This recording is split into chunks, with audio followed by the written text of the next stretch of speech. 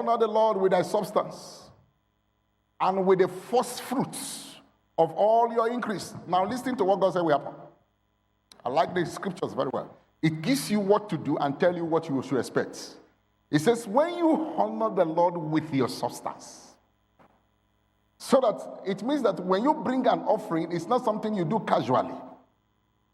It says, so when you come with your offering, it is coming to honor the Lord with your substance. And yes, and with the first fruit of all your increase.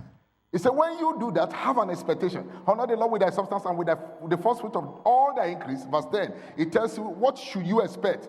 So shall your barns be filled with plenty, and thy presses shall burst out with new wine. So if you honor God with your substance, and you are giving him your first fruit, it is expected of you to expect by the word of the Lord.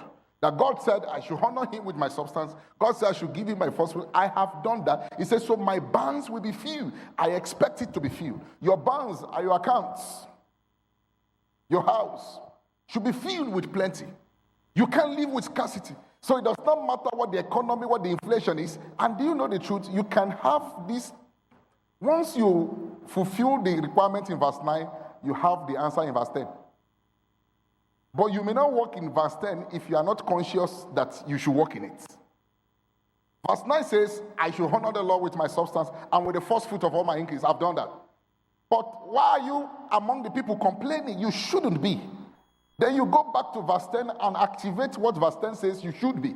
And say, Lord, verse 10 says, because I've honored you with my first fruit, there should be plenty in my house. So walk into your store, walk into your kitchen, open your bank account and say, this is the word of the Lord. I've honored the Lord with my first fruit. I've honored the Lord. So there should be plenty in this store. There should be plenty in this kitchen. There should be plenty. And activate that word. Because from the day you obey verse 9, that same day verse 10 was given.